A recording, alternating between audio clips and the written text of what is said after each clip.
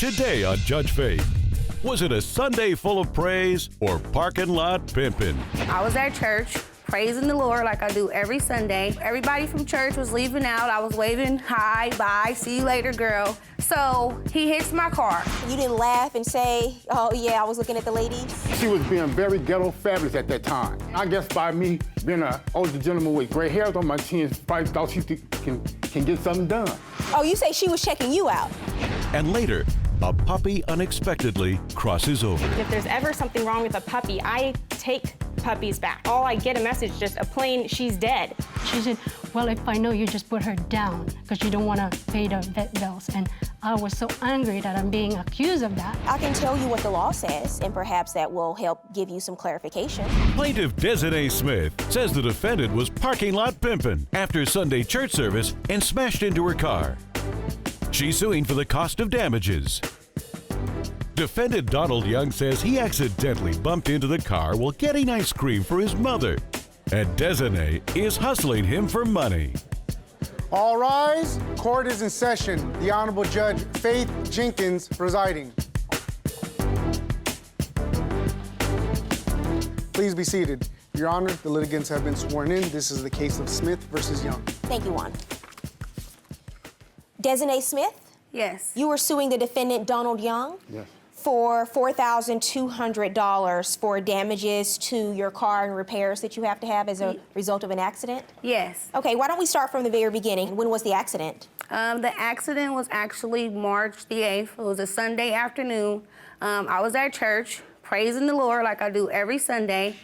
When I came out of church, I was standing on the sidewalk. Everybody from church was leaving out. I was waving, hi, bye, see you later, girl. And I noticed across the street that this guy was backing up. But typically when somebody's backing up, they look over their right shoulder. He never looked over his shoulder. He looked to the left. He was You saw this from across the street? You're watching the defendant backing his car? I watched the whole thing. I'm standing there and I'm like, well, when is this guy gonna stop backing up? He's not even looking over his shoulder. He's just looking to the left, looking at the church, looking at all the girls walking out the stairs, down the stairs, coming out of the church. So he hits my car. There's a big crunch noise. He like, is this your car? I'm like, yeah, you just hit my car. He was like, oh man, I don't know how I just did that. I'm like, you did it because you was too busy looking across the street, looking at all the girls coming out the church. And he like kind of laughed it off and he's like, why do you assume he was looking at the ladies coming out of church? I'm not assuming. He even admitted to it. Yeah, he said, oh man, yeah, you know, basically on his, you know, Mac Daddy, on his Mac Daddy hype. So, no, I'm serious. He was, because he was in like a little red Benz. He had his little Mac Daddy going on. So. What happened, sir? How did this accident happen? Your Honor, like she said, it was a Sunday afternoon. I had just Had you been in church too? Yes, the same ma'am. church? Yes, no. There's a church around the corner. Okay. Where I minister at. As she was saying, I was backing up, and I was backing up cautiously. And I don't need to look over my shoulder to back up when I have side view mirrors. Okay. Well, as I was backing up, a friend of mine was approaching my car. That's not true. And I kind of glanced out, and then I did tap her car, which she called a hit. Well, you call it a tap, she calls it a hit, but you backed into her car, right? Yes, ma'am. Okay, and it was parked? Her car was parked, yes. So she's in no way at fault for this, right? None whatsoever. All right, go ahead. I asked my friend, I said, did I just bump that car in back of me? Because it was so lightly touched. I thought maybe I ran over a can or something. That's not true. And just as I was thinking that, you hit my car, and all some commotion came. Actually, my car, like she said, I was looking at women. I can say the same as my car is a very attractive car. And so you say she was checking you out? More than likely. And so I hear her running, you hit my car, you hit my car. So as I got out the car and I seen all the damage on her car, she showed me her driver's side fender that she claimed that I smashed. And so I'm going, wow. Did you have previous damage on your car? No, Your Honor, I didn't have no damage on my car. None whatsoever? No. Okay, go ahead. This lady didn't see nothing but dollar signs. I was dressed fairly well in the car that I was driving. And I guess by me being an older gentleman with gray hairs on my chin, probably thought she can get something done. But I was trying to let her know, I'm not no fool about this. I don't drink. You understand what I'm saying? Well, just so we can clarify this, were you interested in him when you walked over? Not at all. Asking about your car? Not at all. Okay, sir. She should have been. But anyway. Anyway, I was real humble about the whole situation. Did you have insurance at that time? No, I didn't have any insurance on the car. Okay, so you were driving without insurance? Yes, ma'am. Okay, you know that's against the law, Pastor? Yes, ma'am. Coming up, was it damage or dollar signs? And I offered the money out of my pocket. I even offered, I have a friend that has his own collision auto mechanic shop. Your Honor, the shop that he is referring to, it's a bunch of crackheads that work at that shop. It's not really no real accredited shop. And later, a breakdown in communication lands these ladies in court. When I told her the puppy died, she said, well, if I know, you just put her down because you don't want to pay the vet bills. And I was so angry that I'm being accused of that. But she stopped talking to me, and then all she says back to me is that the puppy is dead. And I'm trying to say, well, what happened to it? And she starts accusing me that I took her money, and I'm trying to tell her that these puppies mean something to me. Plaintiff Desiree Smith says Donald is making excuses to get out of paying. She's suing for the cost of damages to her car. Defendant Donald Young says the bump was minor and didn't cause real damage. Okay, and what am I looking at in this photo, ma'am?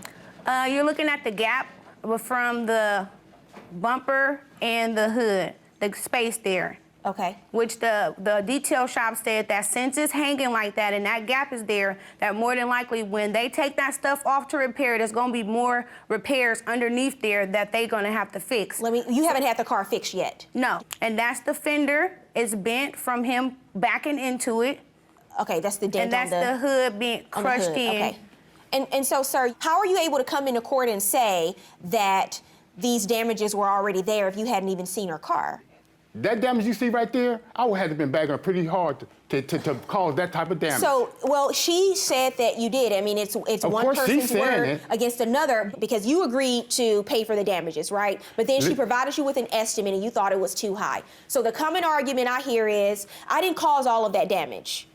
But you have nothing to support that. I know one thing is true. There was an accident and you hit her car in the exact space where she has damage. Ma'am, in order for me to cause any damage to that extent, I should have had some damage on my car. Not necessarily. Okay, I have seen accidents where people have been rear-ended and there's no damage to one person's car and all the damage is on another person's car. Let me see your car. That's the back end, that's the rear end of my car. When were these photos taken? The same day. How do I know that?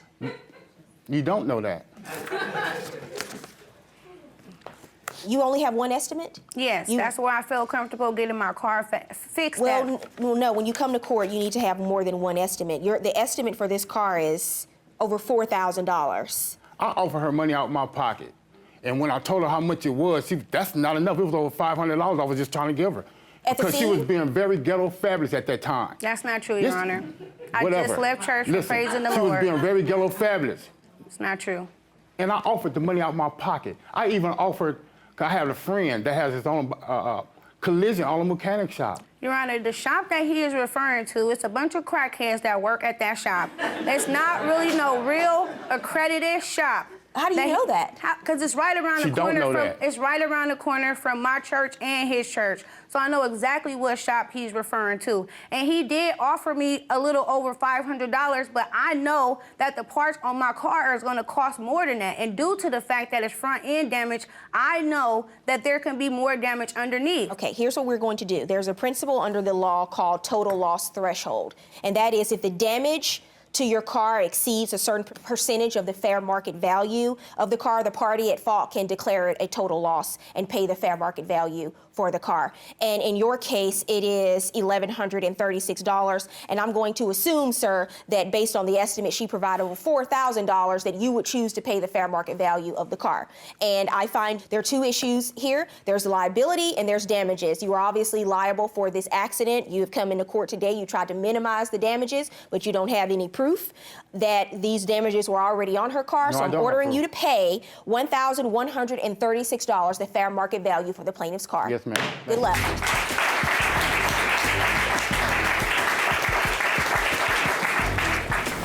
I want to tell him that he needs to stop parking lot pimping and that, he telling people he a minister at a church. He need to be a real man of God and keep his word when he tells somebody he's going to do something. What I learned today was not to drive my car without insurance.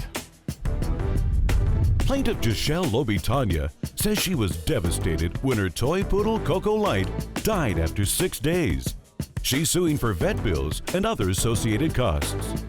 Defendant Jessica Hatfield says she doesn't owe anything because the puppy was in Jachelle's care when she died. She's countersuing for an overdraft fee and stress. Jachelle Lobitanya, Yes, Your Honor. you were suing the defendant Jessica Hatfield for $1,500 for the cost of a puppy, vet bills, and other miscellaneous costs? Yes, Your Honor. And you are countersuing, ma'am, for $270 for a return check, overdraft fees, and stress? Yes. Okay, we'll start with you. We'll start with you, ma'am. Why don't you tell me what's going on? Well, sometime second week of February, I was looking for a pup. So I went on eBay and I saw her ad, which is in Clear Lake, 8 hours, about 9 hours away. And so I contacted her. We talked, we text, and she said, you can send me deposit for $100 to reserve the puppy. Are you a breeder? I am. Okay, and what kind of dogs do you breed? I have purebred toy poodles. How long have you been doing that? About 6 years. And how much were you selling this particular dog for? $550. Okay, and did you buy the puppy for $550? Yes. And you sent that paperwork to her? Yes. Because Yes, at this sure. point, I you'd do already have it. paid a $100 deposit, and you're updating her I am. on I the send- status of the puppy? Yeah, every week I send videos or photos. When I know that owners are waiting for their puppies, I want them to be a part of that process. Coming up on Judge Faith, the ladies disagree on the details of Coco's final days. Overnight, I just slept right there by the kennel, watched my puppy dying. She didn't tell me anything, and I know that a lot of times vets will offer a mercy killing and to put the puppy down if she was tired of paying vet bills. Plaintiff Jachelle Lobitanya says Jessica assured her the puppy was healthy. She's suing for vet bills and other associated costs. Defendant Jessica Hatfield says the toy poodle got sick while in Jachelle's care. She's countersuing for an overdraft fee and stress. You submitted video to court? I did. And this is one of the videos that you showed, that you sent to the plaintiff? Yes. Okay. What kind of dog is it? A purebred toy poodle. And how old is the dog at this point? in the video? She was probably about 4 to 5 weeks old out there. She's the most active out of everybody in the litter. They were all sleeping, and Jachelle's puppy was always the first one out and running around and trying to wake everybody up and barking at everybody. Okay. So at some point, you drive the 8-9 hours to her home. Yeah, on the 21st, the puppies were ready. They had their shots and their dewormers done. She was actually trying to pick the puppy up when it was about 5 weeks old, and I had told her that it was against the law. So, Okay, and so did she get the puppy before 8 weeks or not? only by about a day. Now, in your state, there's a new law that makes it criminal as a breeder for you to sell a puppy prior to it being 8 weeks old. That's So correct. why would you take a chance? That's a good question, Your It's Honor. just because you're in court now Right. on a civil case, and you don't want it to turn into a criminal matter for you. No. Okay, go ahead. So- what happens when you pick up the puppy? So I picked up the puppy. Did you observe any issues, any medical No, I issues? didn't notice. 2-3 days, she's jolly, wagging her tail. She already recognized me. I thought there's nothing wrong. You named her at this point, Cuckoo right? Late, yeah. What is it? Cuckoo Late. Coco, okay. Because she's a chocolate, so I just named her Cuckoo Late. You know When her name is right the away. first time you observed that Coco was getting sick? She doesn't like the dog food that I've She's given not her. eating her food. Okay, so what do? I went to PetSmart, get a milk supplemental, and she's still not eating it. And so I got a syringe, put her in her mouth, she's throwing up. And then I noticed her gums is purple. And that's when I got worried. I took her to the vet. How many days had you had her then? On the 6th day, I took her to the vet. She had had the puppy for a week and 3 days before I had gotten the first text message saying that the puppy was sick. And I had tried to talk to her several times asking, what are you observing that's wrong with the puppy? Does it have a fever? You know, she just said that it was throwing up. So you said it was 10 days, you say it was 6 days. What happens when you take the puppy to the vet? The doctor said that her blood pressure is so low, her temperature is so low, and there's something wrong, so they have to run a blood test. The doctor said she's very tiny. You have to give her a drop every 30 to an hour for the medication. Overnight, I did give her a medication and a supplemental food. With all the heartache that I've been through, it's just too much. She will keep the food for like 30 minutes and then throwing it up again. So overnight, I just sleep right there by the kennel and sit by the kennel and watch my puppy dying. Like she's become like skin and bone. I took her to bed 9 a.m. And they did the same thing, recheck everything and still the same thing. They're not able to diagnose her with anything at that point. They just say that her body is not responding. By 6 p.m., the puppy died. They called me and the puppy died. Do you want to pick up the body? And I can't even go there. Coming up, Judge Faith rules. And now, Judge Faith rules. When I told her the puppy died, I mean, She told she's me- just telling me, like, what you have done. What, did you, she ate something, whatever? I said, oh, she's dead. And she said, well, if I know, you just put her down because you don't want to pay the vet bills. And I was so angry that I'm being accused of that. I had Is that to what you call. told her? When she messaged me, I kept trying to ask her, what's wrong with the puppy? And if she didn't respond to me on anything when I tried to find out what was wrong with it, I said, did it eat something? Because puppies are like toddlers. They can eat anything, you know, around the house that can upset their stomachs. She stopped talking to me. And then all she says back to me is that the puppy is dead. And I'm trying to say, well, what happened to it? And she starts accusing me that I took her money and be happy with it. And I'm trying to tell her that these puppies mean something to me. And if there's ever something wrong with a puppy, I will take a puppy back if it's sick. I will pay all the vet bills. She didn't give me the opportunity to even do that. You write to her, I'm not saying you poisoned her, but I do believe she ingested something that upset her digestive system. You didn't want to pay the vet bill, so you had her put down. Why would you make that assumption? Because she didn't tell me anything. And I know that a lot of times vets will offer to put the puppy down if she was tired of paying vet bills. There was no communication as far as what was going on with the puppy. All I get a message, just a plain, she's dead. And I'm Well, like, she what? took the puppy to the vet twice. Yes, I did, have and both of the with all receipts here. that I've been And she through. spent hundreds of dollars. And by the way, I looked at the dates from the text messages. It was the 6th day that she went to the vet, the 6th day that she had the dog. You don't have any evidence or any indication that it's because the puppy ate something. You're speculating No. what could possibly happen. Does she have evidence of what was wrong with Well, the I puppy? can tell you what the law says, and perhaps that will help give you some clarification. Yes, Okay. thank you, Your The Honor. law, as a breeder in your state, if a dog dies within 15 days of delivery, there's a rebuttable presumption that the dog had some kind of illness at the time of delivery, and all she has to do is to provide vet bills to show that the dog was sick, and she did. I mean, I think you do this as a hobby, but I you do just do need this to as know a what the rules are. What's your counterclaim about? Her $100 deposit of the check had actually just been taken out of my bank account, which caused me to go overdrawn on some of the You mean bills. she that were stopped supposed to be payment on the check? Apparently, I didn't know how she could do Yes, I that did, many Your Honor. months after. Out of anger, I'm very angry. If I was able to do more than that, I would do more than that with all the It pain was that like I've been through. 3 months later. If the circumstances let me, I would take much more than that. So based on the evidence in this case and the testimony, I'm going to order you to pay her the $550 for the puppy and the $550 for the vet fees. Total judgment, $1,100 for the plaintiff. Your counterclaim is dismissed.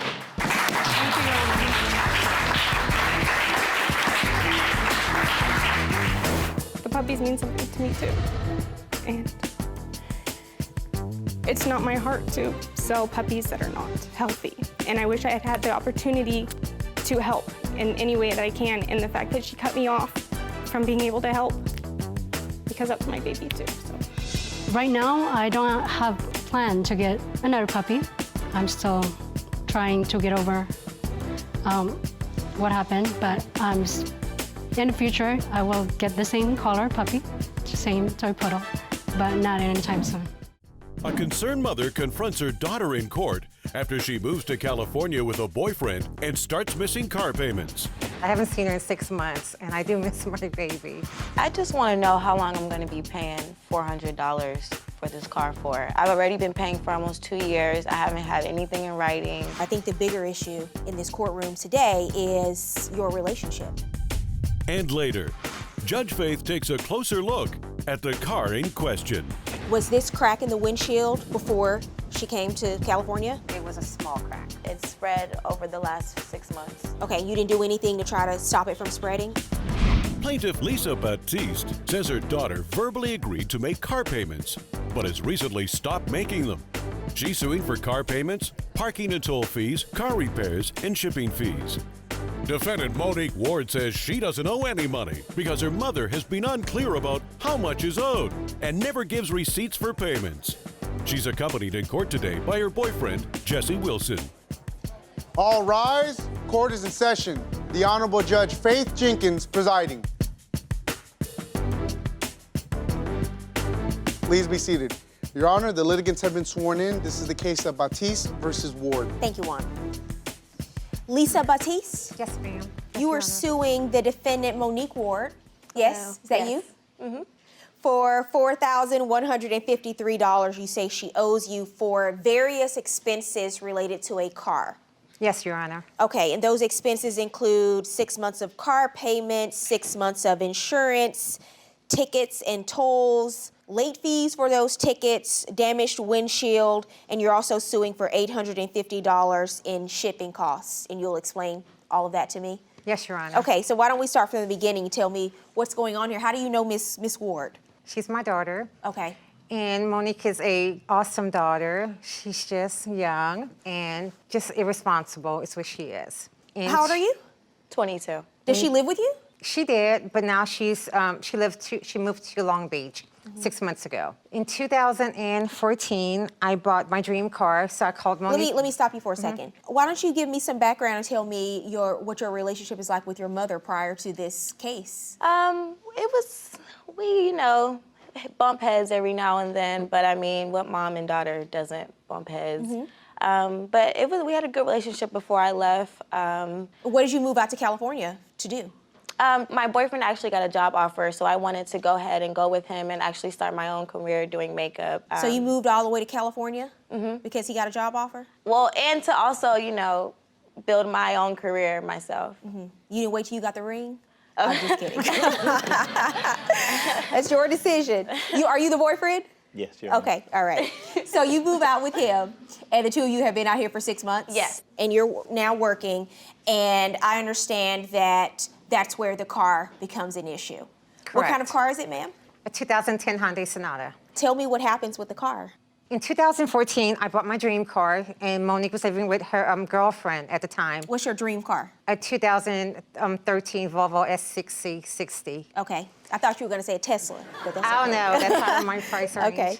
So I called her up and I said, Monique, do you want to use the car because you don't have a car? The 2010, so you didn't trade that car in, you kept it? I kept it, correct. So I said, do you want to use the car? I said, pay $300 of the car payment, pay me $100 for insurance, and you can use the car. Just make sure you take care of it. And that was our agreement. So she agreed to pay the payments every month? Yes, and she did awesome. Was she working at the time? Yes, she was. She did good for the first year. She was a little late, but she always gave me the money. When November came, when she moved out to Long Beach, that's when everything stopped. So she took the car. Did you drive the car out to Long Beach? We hooked it onto the U-Haul. And you gave her permission to bring the car out to California? Yes, because she was a good payer, up until then. So I didn't see any reason for not to think that it was going to stop the payments. What has happened since then? You're suing her now for $4,000. You're saying she hasn't paid a single car note since she moved to California? Correct. So Yes. what's going on? Well, back in 2014, I went with my mother to a Volvo dealership. In my head, I'm thinking she's looking for a car. I'm here to help her look for a car, whatever. We get there, the car's already picked out. She's signing to get the car and taking the car off the lot. She gives me the car and tells me, here's the car. We can talk about the payments later, and which we did. We came to the $400 agreement. But when she went to the dealership and got the Volvo, we did not discuss on me getting the car. She pretty much just handed me the car. But eventually you do have that discussion, and the agreement is $400. Yes. And you start paying that. Because you don't have to drive her car, this car, right? You can get a car on your own, but you agree, I'll drive this car and I'll pay $400 a month. And how long did you make those $400 payments? Up until I came out here. So it was over a year, right? Yes, yeah, way over a year. So what happens when you come out here? You haven't paid anything in 6 months? I have. I'm pretty sure she has bank statements on where I have transferred her money. So you have into paid her car account. notes? Yeah, it has not been the full $400, but I have, weekly sent her $100, sent her what I could. So you've kind of paid sporadically in smaller increments? Yes. How much have you paid in 6 months? You didn't keep track? At least $1,000. Has she sent you money? I got one payment, which was her tax return. which was $147, and she has paid $150 toll ticket. Okay, so let's just assume you paid $1,000. That's $166 a month instead of $400 a month. So what's going on? Why all of a sudden are you short every month? Well, I did, once I transferred jobs out here to California, it did take me about a month to go ahead and get on my feet and get caught up on all my bills. She knew everything that was going on. It wasn't like she had no idea where I was at or where the money was or anything. I guess that just doesn't answer my question, which is, why are you short every month? Is it just a financial issue? I can't make these payments anymore? Well, yes, and it was because we just got out here, we were new to the area. So yes, of course, parking tickets came, started piling up, and I definitely paid more than one parking ticket. What do you mean, of course? Where are you parking? Downtown Long Beach, there's no parking there. So you just park where you want? No, And just deal with it later? The street sweeping is what got me. How many tickets have you received? Well, I probably 10. That's a lot of tickets. Coming up, unpaid parking tickets add more fuel to the Family Feud fire. I wanted to pay the rest of the car off, and all she sent me in the mail was a toll ticket and said that you guys need to pay for this. But you're not making the monthly payment, so yes, but that's if not I really can't get anything in writing, I feel like I'm just paying for her new car. Plaintiff Lisa Batiste says Monique agreed to take over her car payments, but moved to California and stopped paying. She's suing for car payments, parking and toll fees, car repairs, and shipping fees. Defendant Monique Ward says she doesn't owe any money because she made some of the payments. She's accompanied in court today by her boyfriend, Jesse Wilson. Okay, why don't you stand up, sir? Walk over to the lectern. So are you driving this car as well? Are you? Your Honor, I live 2 blocks away from my job, and I actually work remote. I work from home, so okay. No. And so I'm in school now, working on my master's. Do you have your own car? Uber. You Uber? I don't need a car right now, but I have. Have you driven this car in the 6 months? Yes. Okay, so when you want a car, you use this one too, right? No, I rent a vehicle. I have rented at least a vehicle maybe 30 or 40 times since I've been here. 30 or 40 times in 6 months? Yes. Rather than use your girlfriend's car that's right there at the house? She has to get to work. She works every day. I work as well. So if I have to go somewhere for work or if I have to go to school, our times conflict. Okay, I'm just trying to figure out why you aren't chipping in to help out with this car too. Their agreement was pre-existing to when I had met her, and I had offered to pay off the balance on the car. But again, their agreement was all verbal. There was nothing in writing. And I mean, I've been around a little bit longer to know that that's not a good idea for me. So I said, if I can pay off the car, I'll write a check for it, but I need information from the bank or I need information from the car dealership. And I believe she sent a text message saying it was $5,560 and it'll be paid off in February. And from then I was just like, things aren't adding up with the amount that would be paid off in the payments. Did they offer to pay off the car? Was that a discussion? It was through a tax, and it wasn't legit because they couldn't make a regular car payment. So how can I trust them wanting to pay off the car? Well, I guess because now Mr. Wilson is getting involved, and that's what he's offering as a resolution. But you felt like they didn't have the money to do that. Correct. And when I sent the payoff, which was less than what the actual payoff is, which is the payoff is $7,000 something, even the $5,000 they disputed. So how are they going to take my correct payoff serious? So here's what you want. You want the car back. You want to actually take this car back to Georgia because it's in your name. She has it all the way out in California. She's getting tickets, at least 10 that you admit to. She's not paying the tickets, obviously, right? Because we wouldn't be here today if these tickets were paid, and she's having trouble paying the car payments and the insurance, and this is all in your name. Correct. And so I'm assuming that you are concerned about a car being in your name because if there's an issue, if there's an accident, if something happens, the car is still in your mother's name. What is your defense to why you're not willing to give her the car back at this point if you can't afford to pay for it? She didn't say, I wanted to pay the rest of the car off. All she sent was a text message, and I asked her if she could send me anything else, and all she sent me in the mail was a toll ticket and said that you guys need to pay for this. So I asked her to send me the car payments or something in writing, the balance on the car or how much I need to owe, and she could not send me that. She just sent me another. But you understand, total. but you're not paying, you're not making the monthly payment, so Yes, but that's if not I really can't get anything in writing, I feel like I'm just paying for her new car. But you have a car. Yes. Well, I don't understand what the issue is with you being hung up on something that's in writing. You have a car that you're driving. Even if it's paid off, the agreement is you pay her $300 and $100 for insurance. So you either pay your mother or you pay someone else to drive a car. Unless you're gonna outright pay cash for it, you're going to be paying someone. So who you're gonna pay? Your mother or a loan company? Coming up on Judge Faith, the car is examined outside the courtroom. What about this damage over here on the side? Well, the tie shows how irresponsible they are because it shouldn't be so bald. That's not safe to be driving on. Plaintiff Lisa Batiste says Monique needs a lesson in responsibility. She's suing for car payments, parking and toll fees, car repairs and shipping fees. Defendant Monique Ward says she doesn't know because there's no written agreement. She's accompanied in court today by her boyfriend, Jesse Wilson. What is your relationship with Mr. Wilson? Nothing at all. I don't even know him, just a little bit.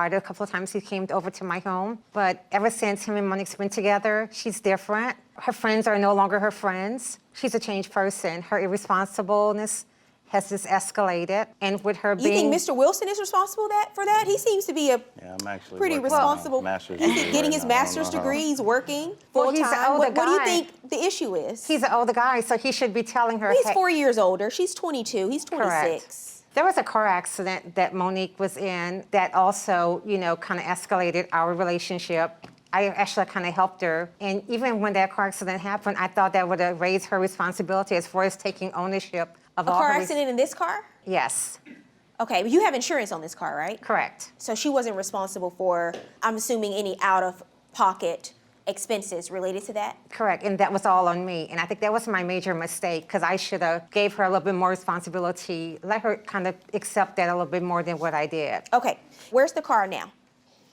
It's in the parking lot. Okay, you drove it here today? Are you alleging that there are any damages on the car? Well, when she left Georgia, it was a small crack on the windshield. She did tell me that the crack is larger than what it was. That's all that I know of as far as now. Okay, here's what we're going to do. I want to go out, and you said the car is parked outside. We're going to take a recess. I'm going to go out and take a look at the car just to examine the condition that it's in. Do you have the keys with you? Yes. Okay, can you give them to my bailiff, please? We're in recess. Okay, let me just take a look. So, was this crack in the windshield before she came to California? Not so severe. Okay, but it was a crack there, and Yes. it's just spread. Okay, let me just look around.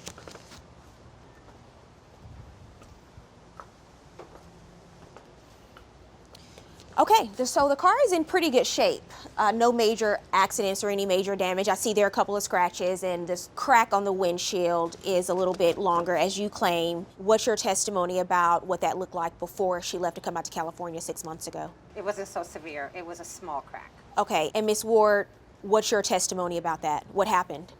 The crack was only about 6 inches once I left, and it spread over the last 6 months. Okay, you didn't do anything to try to stop it from spreading? No, ma'am. Is that true? The crack was 6 inches?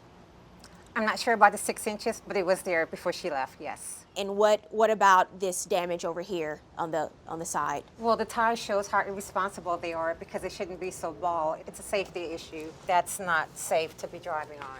So now that I've had the opportunity to see the car firsthand, Miss Batiste and Miss Ward, let's go back in court and I'll tell you how we're going to resolve this case today.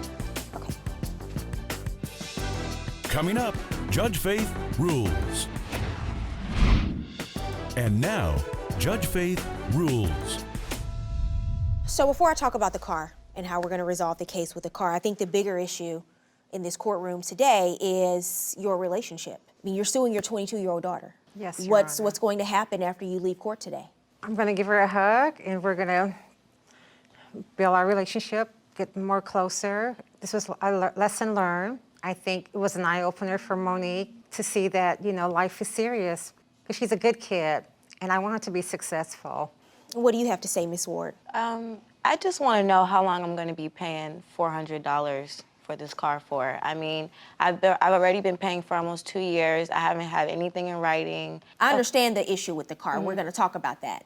But the bigger issue is the relationship with your mother. I mean, we'll definitely fix our communication and, you know, learn to hear each other out and work things out. So you haven't seen her in the 6 months that you've been out here? No. Okay, so this is your first time seeing her today? Yes. Mm-hmm. And do you miss that relationship at all? Yes, I do. And I would like to hug her because I do miss her. And like I said, I haven't seen her in 6 months, and I do miss my baby. Can I hug her? Sure, by all means.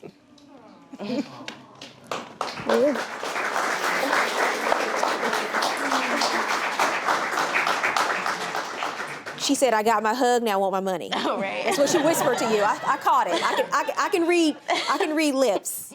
So let's talk about the car. You said that you use Uber a lot? Yes. Y'all gonna have to Uber home today, all right? Okay. Because the car is going back to your mother. If you're not gonna make payments, and from the sounds of it, you can't afford to keep the car. Here's what I'm going to do. You owe tickets on the car. May I see the tickets, please? You have to pay your own tickets, that's for sure. Thank you. Okay, so here's what we're going to do. I'm going to order you to return the car to your mother today. You're going to hand over the keys to her today. She takes the car back. What are you going to do for her car now? I'm going to buy her one. You're going to buy one? Yeah. Okay. Juan, would you hand the plaintiff the car keys, please? Thank you. You're suing for over $4,000. Clearly, they don't have that kind of money to pay you, but here's what I'm going to do. I'm going to come up with a decision I think will be equitable and fair for all parties involved, and you can get the car back to Georgia. So I'm going to order her to pay the $850 for the shipping, in addition to 1 month of a back car note and insurance, in addition to the tickets and the tolls.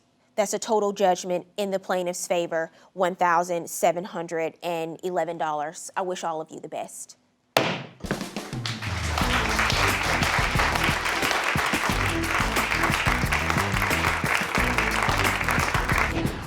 I feel getting the car back was a good thing because now I can take care of it and sell it or do what I need to do with it, and it's no longer Monique's responsibility. I think that she needed the car back.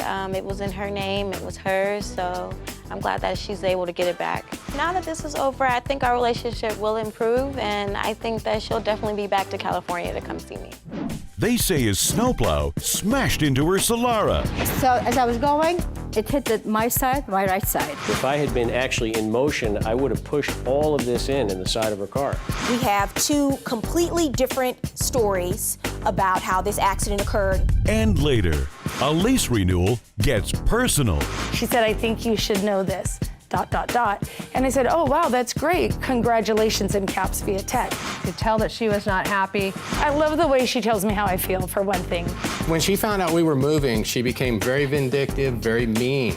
So you said congratulations, you say she lost it. Plaintiffs Saucy and Victor Masmadian say the defendant was operating a snowplow with no registration or insurance when he backed into her car. They're suing for car rental fees and an insurance deductible.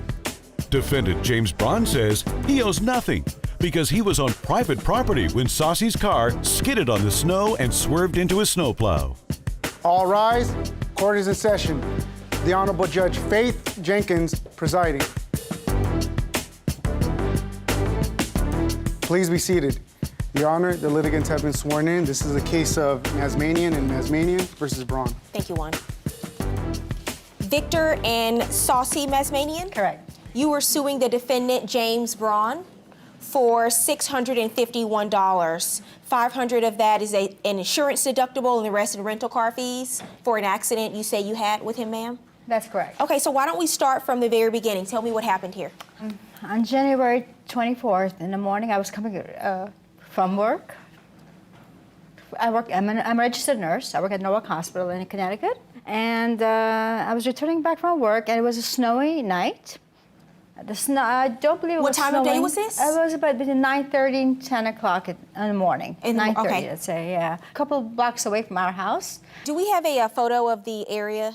Okay, is this the street? Yes, ma'am. That's okay, right. Why don't you walk over to the flat screen and just describe to me where you were, which direction you were traveling. Okay. The house that I was coming this direction. This is the driveway, that was the plow truck. I was on this area. Before the driveway, I noticed the car coming out. So the plow truck. So therefore, I stopped. Meanwhile, I see an opposite direction car coming this way. He stopped. I guess we both saw the plow truck, so we all stopped. So then when he stopped also, the other opposite car went this way. And so he passed. So now I'm still staying here to go that direction. So I start driving. I figure it's my right of way, I'm going. As I was almost to the beginning of the driveway, I see the plow truck start coming out again. And then when I noticed that he's not stopping, I honked my horn, and it was slippery road. So I could not stop right away. So therefore, he came out of the driveway almost to this area, the back of the truck. And I was in this, so as I was going, it hit my side, my right side. Okay, why don't you step back over? And what kind of car were you driving? Toyota Solara. Okay. What do you say happened? What, may I approach the? Yes. Okay. What happened is, I had started plowing this driveway, and it goes about, the apron of the driveway is about 30 feet across this way. Mrs. Masmanian was right here in the road. I was in the driveway backblading from the garage. There was an oil truck coming up this way. Because the car parked here, she had to stop, and I stopped just not to make anybody nervous.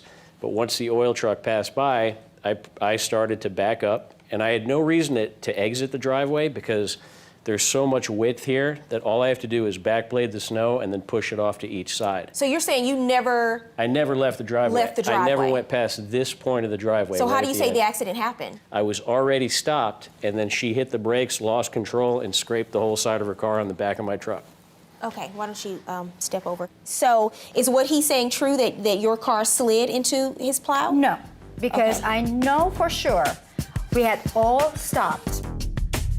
Coming up, details emerge that make one of these litigants wish they'd taken a snow day. I have no evidence of how this accident happened. I can prove it with the damage. How can you do that, sir?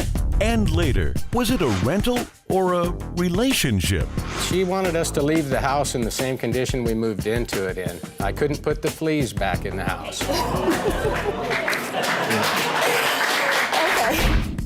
Plaintiffs Saucy and Victor Masmanian say the defendant backed into their car.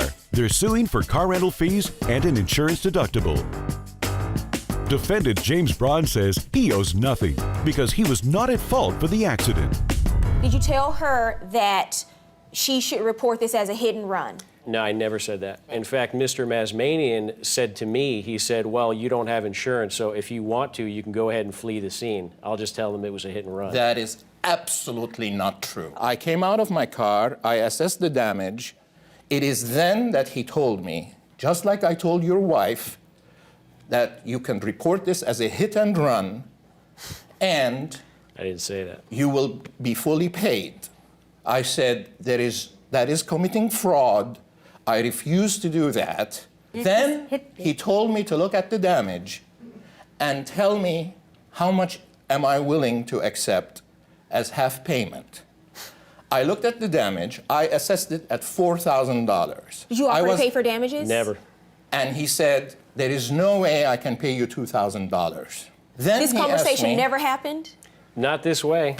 That is so not true. Then he asked me, how much is our deductible? And I said, $500. Then I said, well, what are you saying? He says, I can do $200. The police described this as a minor accident that occurred partially on private property. I have no evidence of if any statements were taken at the scene, how this accident happened, who's at fault. What about a letter from my insurance says clearly that they investigated and they determined because we it was all his know fault. Insurance companies are out for the truth, right?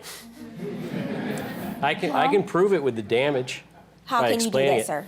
Okay, if I had been moving. Do you have a photo of the damage to her car, please? I've got one on my phone. Can I approach? Yes. All right.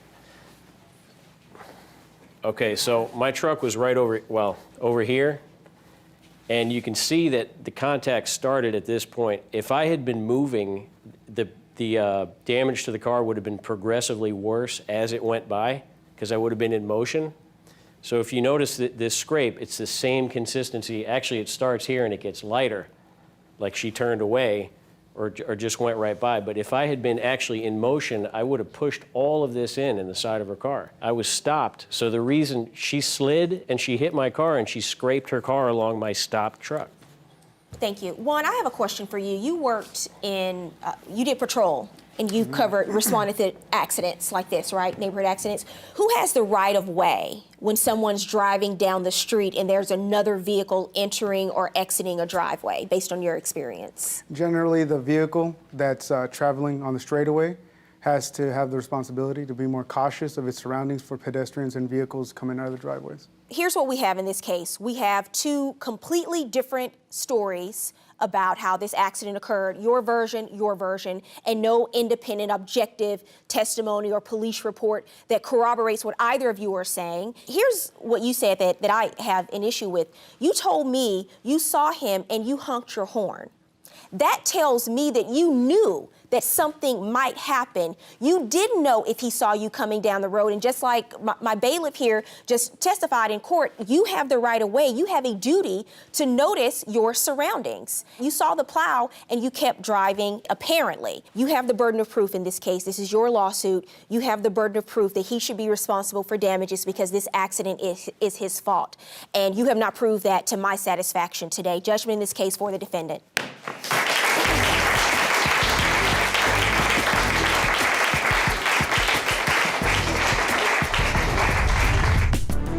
Plaintiffs Lori and Monty Phelps say their former landlord was outraged when she learned they'd bought a house and were moving. They're suing for the return of a security deposit. Defendant Erica Smith says the Phelps were bullies who left her rental home in disrepair and made it difficult for her to show it to future tenants. She's countersuing for breach of contract and repairs. Lori and Monty Phelps? Yes, ma'am. Yes, ma'am. You are suing the defendant Erica Smith for $1,500, the return of a security deposit? Yes. And you're countersuing, ma'am, for $1,800 for additional damages you say they caused to your home in breach of contract? Yes, Your Honor, that is correct. Okay, so why don't we start from the beginning? You tell me what's going on here. I met Erica when we went to lease the house back in April of 2011. Very pleasant individual. The house was really nice. We seemed like a good fit. Was it just the two of you moving in to the home? Just the two of us moving in, and we had told Erica that we really, since we're a little bit older, we like to have our privacy, and we had no children except grandchildren, wanted a pool, and so the house fit the bill perfectly, and she was really a nice person, so we thought it would be a good fit. Right, you stayed there for 4 years. Yes, we did. Right, and so what were they like as tenants? They were great. I loved it. It was a wonderful relationship for 4 years. So what happened? Well, we had told Erica when we signed the second lease that we were going to try and start looking into purchasing our own home. It had been a while and we wanted to do that. So she said, great, she was all for it. I wrote Erica, I texted her, let her know what was going on. And at first it was a, what? You didn't tell me that this was going to be happening. You said you'd give me 90 days. Were you upset because they were just letting you know about this? Actually, she responded to a text that I had sent her that I was dropping the renewal offer in the mail. She said, I think you should know this, ... And I said, oh, wow, that's great. Congratulations, in caps via text. So you say Very happy for congratulations. them. You Yes. say she lost it. She gets upset right away because we had said about a month or two prior to that when she'd sent us texts, are you guys going to stay in the house? Yes, we were, because really we didn't even know we were going to buy the house until mid-February. So what happened when you notify her that you're now looking into buying this home and you may be moving out fairly soon when the lease is up? Did you ask to stay that month in April? Not yet, not yet at that point. She had started saying, things are going to change if you are going to stay. I'm going to be putting some new things in the lease. There's going to be a whole lot more in there. It started going on, and in the way that she was saying it to me was very quick, very cut and dry. You could tell that she was not happy. And I said, at that point, I said, maybe I don't want to sign another lease. Well, what do you think she's upset about? Because you're leaving? Because of the fact that we were 4-year tenants, and we were good tenants, and she was going to lose us as tenants. That's what I believe. But you didn't expect them to stay there forever. I love the way she tells me how I feel, for one thing. When she found out we were moving, she became very vindictive, very mean. Everything she had to say to us was just like not right. Can it's I wrong, see some of this? you know? Hold on a second. I want to hear. You have your opportunity. Go ahead. I had planned on painting the entire inside of her house. I had already done one room when we contacted Before her. you moved out? Before we moved out. That was nice. It's not something you have to do. I wanted to give her the best chance I could for her to rent the property. So she tells you she's keeping the security deposit, the entire security deposit. Yes. You did a walkthrough? Yes, we did a final walkthrough And, with and, her. and you said the police were there? The police What were happened? there. Tell me. This is the first time I've heard of the police showing up for a walkthrough. Coming up on Judge Faith, more details about the deduction. You've deducted $552 from their security deposit for mileage. What is that about? Were the workers coming from New York to California? Plaintiffs Monty and Lori Phelps say their former landlord threatened to find everything she could to deduct from their deposit when they moved. They're suing for their security deposit. Defendant Erica Smith says the Phelps trashed her rental home. She's countersuing for breach of contract and repairs. Who called the police? She did. Why? After finding out all of this stuff that went on in the house that I had no idea about. What stuff are you talking about? Well, distinct marijuana smells. 4 pets stink the whole backyard. You had 4 pets? 4 cats, and we did not. How do you know she had pets? Because she told me she did. Okay. Did you have any animals in the house? I have a diabetic medical alert dog. Okay. That I've had since October. And did you let her know that you were going to have this dog in the house? No, I did not. Okay, so inside of the home, you said it was a smell of marijuana. And do you have any? Were you guys smoking weed? We were not smoking any Okay, marijuana. so let's move past that. Why are you keeping the $1,500? Okay. You mentioned the stench. What else? Do you Okay. have photos you want to show me? Photos of the house, yes. Walk over to the flat screen and show thank me you. what you're telling me. You kept a part of their security deposit for what reason? Show me. This is her gardening and everything, and just these were supposed to be kept trimmed back so that the leaves don't come in the pool. They don't cause damage. Let's go to the next photo. Okay, so what's the issue here? I'm just showing that when you rent a property... That's a garage. Is that not a garage? It's a garage full of That's the stuff, garage, yes. Your Honor. Housekeeping issues. I mean, so can't they keep the stuff in the garage like they want absolutely to? can, Your Honor. Okay, so what's the reason for showing me this stuff? Okay. What's the reason for showing me this photo? I'm just showing overall neglect of the home because what I charged for was excessive cleaning inside of cupboards. Okay, This home what is is a this? beautiful home. What is These this are just now? cobwebs. You can step back over to the left. Thank you. Okay. And so it looks beautiful. It looks shiny, but but if you open cupboards, there's grime and grease. And Okay. Let me stop you. Let me stop you right there. How long have you been a landlord? 5 years. Okay. I'm going to explain something to you. Okay. They are only responsible for damages beyond normal wear and tear. Correct. And they've lived in this home for 4 years. Yes.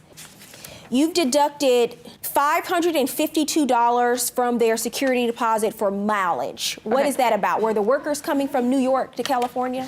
I live in Laguna Beach. The house is in Visalia, 240 miles each way. You're deducting your mileage. That's not allowable, ma'am. Well, you except for... you cannot deduct Your your Honor, mileage from their Your Honor, security may I ask deposit.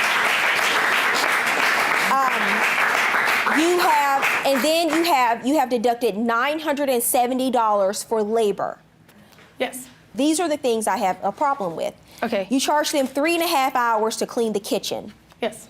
The shelves had crumbs, you said, grease primarily on the interior. The exterior had some splatters and buildup on the facing. You do understand they lived in this home for 4 years. I do understand that, and I also do understand that they were supposed to return it in the condition it was. It's in the lease, Your Honor. No. I'm telling you, that's not possible. Your standards, what you're asking of someone who's lived in a, you're deducting because you said there were cobwebs in the home and You know you what? had I have to remove agree dust. with you. I'm sorry.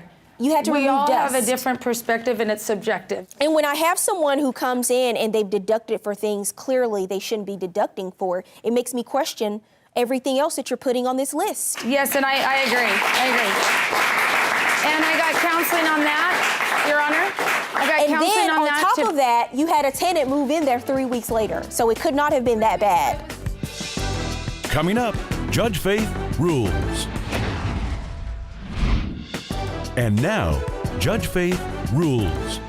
Tell me about the service dog that you had in the home. You did not tell her about it. And what's the reason? Why didn't you tell her? I didn't tell her because the dog does not violate a pet policy. It's a service animal. She is a diabetic medical alert dog, and we work as a team. But why wouldn't you just let her know, just as a courtesy? To tell you the truth, the reason I didn't is because I felt that she would use it against me in some way. just because of the fact that she had said things about the feral cats that were there.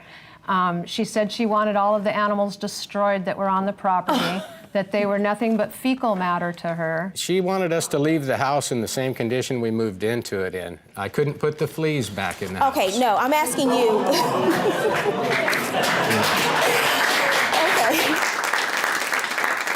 Okay, so listen, you're not substantiating your claim here that you have a right to keep their security deposit, because by all intents and purposes, from what I've seen, they left the home pretty immaculate. Very on the inside, yes. But I do think that you should have given her notice that you were bringing in a service dog into your home, because even though I understand you say it's for your disability and you're allowed to have it in the home, but you're still living in someone else's property, and they've asked to be notified if you're bringing an animal into the home. So I think that you had to do that. So I do consider that to be a partial breach of the contract. So here's what I'm going to do. On your counterclaim, I see that you're just countersuing for basically all of the items you deducted from their security deposit in any event. So I'm dismissing your counterclaim. Judgment in this case for the plaintiffs, $1,000.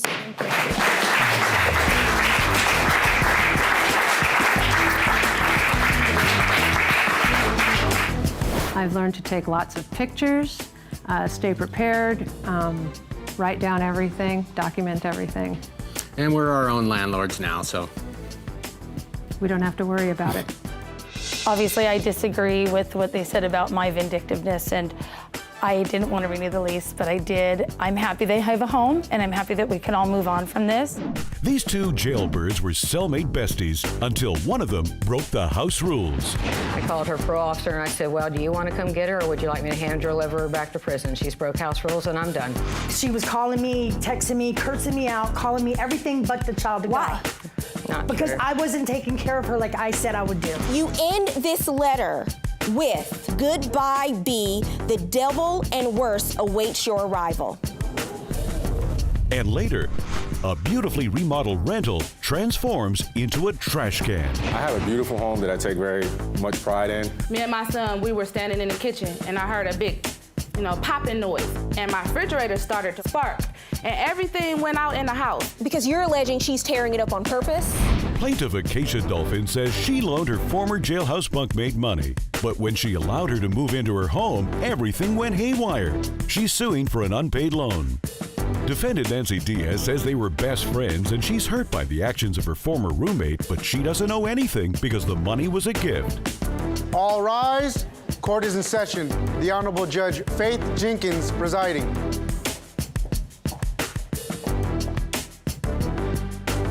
Please be seated. Your Honor, the litigants have been sworn in. This is the case of Dolphin versus Diaz. Thank you, Juan. Acacia Dolphin? Yes, Your Honor. You were suing the defendant, Nancy Diaz? Yes, Your Honor. For $2,888 for unpaid loans? Yes, ma'am. Okay, so why don't we start from the beginning? How do you know Ms. Diaz? I met Nancy Diaz in Maricopa County Jail in April of 2010. I had a small warrant out for my arrest. I had missed a court date in Florida because I was having emergency surgery and the judge didn't believe it. What do you mean by small warrant? I was involved in a criminal case, falsely accused of child abuse, which has been dropped, and I have won. While I was in county jail, she was my bunkie. She was the gal next to me in the county jail bunk system, and we became friends. And so once I got out, she started writing me and being. What were you in jail for? Sales of methamphetamine, Your Honor. Did you plead guilty or did you go to trial? I was guilty. Okay, when did you get out? I got out February 19, 2014. And then after she left, that was in 2013? 2010, Your Honor. So when you get out in 2010, you remain in contact with her throughout the rest of her sentence all the way through 2014? Yes, Your Honor. Okay, what happens? We started building a friendship through telephone calls and letters, and I started visiting her in November of 2010 and continuously visit her when my time allowed until she got out in February of 2014. And how would you describe this relationship with her? I didn't believe that she would still be in my life after we left county jail and I went to prison, but it did happen. And I was grateful for it. Why are we here? You're now suing her. You say that she owes you almost $3,000 in unpaid loans. Tell me about that. I sent her money while she was in prison. She was in a women's program for about 18 months, which was a 5 to 8 hour day program, so she was unable to work while in that program. And it was supposed to be making her a better person and deal with life and come out the other side of prison and be a good citizen. Okay. So being an ordained minister, I thought this was a good cause. You're an ordained minister? Yes, Your Honor. How long have you been ordained? Since 2000. How is she supposed to pay you back? She has no money. She's incarcerated. She was due to get out. When she got out, she had promised she would not only 4 pay... years later? Yes, ma'am. So how much did you send her? And in what intervals? It was anywhere from $25 up to $80 a month. I have those records if you'd like to see that. I'd love to see it. And so what would you do? Put this on her? I never agreed to pay anything back, Your Honor. Yes, Your Honor. What was the conversation that you had with her about the money that you were sending her? She was going to cook and clean for me and take care of me since I do have several health issues. Starting in October of 2010, all the way through October 2013, you would send, according to your records, you send her money in $15 and $20 and $40 intervals over the course of these 3 years. And it's your testimony here that you made it clear to her that these were loans and this was money that would be paid back. That's your testimony? Yes, Your Honor. Okay. That's not true, Your Honor. And then she was going to move into my house, which she did, but she only lasted 14 days because she broke the house rules. You're not contesting that she sent you this money. No, ma'am, but you're I'm not. contesting it was a loan. Tell me I'm contesting your it was a position. loan. I told her, you know, I have no way of paying you back. I don't know what my life is going to be like when I get out of prison. She goes, well, when you move in, we'll just, you know, you bring me to the doctors, clean, whatever. You know, I did agree to do those things when I lived in her home. I came out of prison with a broke foot. So I couldn't even get work when I came out of prison because I was on crutches. I owe her legitimately $130. That's it. Nothing more. That was for a bicycle that she bought me so I could get back and forth when I got my job. So there was this agreement that she would get out in 2014 and take care of you? Yes, and within 4 days, she's putting a cigarette in my face going, do you mind if I go out on the patio and smoke this, Your Honor? My rules are you do not smoke. You do not smoke in my house or on my property, in my life around me. And so she didn't smoke it that day, and 3 days later, I found a cigarette butt in my toilet, and I was livid. I picked it up out of the toilet. I called her parole officer, and I said, well, do you want to come get her, or would you like me to hand deliver her back to prison? She's broke house rules, and I'm done. And within 4 days, her parole officer moved her out of my house. Coming up, a promise made in prison can't be kept. What happened to the promises, I'll take care of you when you get sick or you get hurt? She tells me she's busy and got a boyfriend and So that's what this is really about. And later, one of their stories is full of holes. She put a piece of cardboard in a mat over the hole, trying to cover it. And the repairman, as he was leaving the home, he stepped on it, not knowing that it was a hole underneath, and he almost fell through it. Plaintiff Acacia Dolphin says her former friend broke all the house rules, and now she wants her money back with interest. She's suing for an unpaid loan. Defendant Nancy Diaz says she's shocked by her former cellmate's behavior, and she owes nothing because there was never an expectation to pay the money back. Why are you just bringing this lawsuit now a year later? I've been trying to get her to have morally correct and hoping that she would step up and do what's morally correct now that she has a job and a good paying job. I was hoping that the good person that I thought she had turned into while I visited her in prison. It was because of a protection order. She was going to actually pay her bill and pay her debt. Why do you say she brought this lawsuit? She didn't bring the lawsuit till after I tried to serve her with an order of protection, which I have here. Why did you try to serve her with an order of protection? Because I was getting emails from her, phone calls late at night. I work, Yana, I'm a truck driver. I work late hours. She was calling me, texting me, cursing me out, calling me everything but the child of God. Because I wasn't taking care of her like I said I would do. You're suing for $1,400 in cash, you say you loaned to the defendant. What is the $874 in food package reimbursement? What is that about? You can send care packages. You can order online through a company and send care packages of goodies and food and snacks into people in prison. And at that time, she was working. So now she had her own money coming in from a job. So you want her to reimburse you for care packages that you sent to her in prison as well? Absolutely. Several May I see your evidence? I need to put my glasses on so I can see what I'm giving you.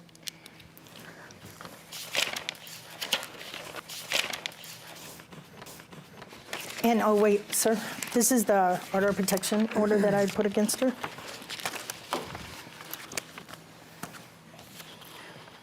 grant you, it's very graphic from an ordained minister. I've read a lot of text messages and letters where people curse people out and tell them off. I have to tell you, this is the worst I've ever seen. Over 500 Your just Honor, like for that. someone who said she was promised she'd take care of me when I got You ill. end this letter with, "We all hope you die a horrible, horrendous, blood-peeling, tear-jerking death. Goodbye, B. The devil and worse awaits your arrival." But what happened to the promises, I'll take care of you when you get sick or you get hurt, and I end up in a nasty car wreck, and when I ask her to help take care of me and take me grocery shopping and take me to the doctor, she tells me she's busy and got a boyfriend and So that's doesn't what care. this is really about. Whether it's justified or not, she feels that when you got out of prison and you gained your freedom, you turned your back on her in her time of need, but she was there for you in your time of need. Absolutely. But the issue is, ma'am, I do not believe that this money that you sent to her over the course of 3 years, I don't believe for a second that it was ever meant to be a loan. Perhaps she wasn't a good friend when she got out of prison to you. That doesn't turn what were clearly gifts and care packages you sent to help her out into a loan. You concede that you owe her $130 for the bicycle that you purchased for you. Judgment in this case for the plaintiff, $130.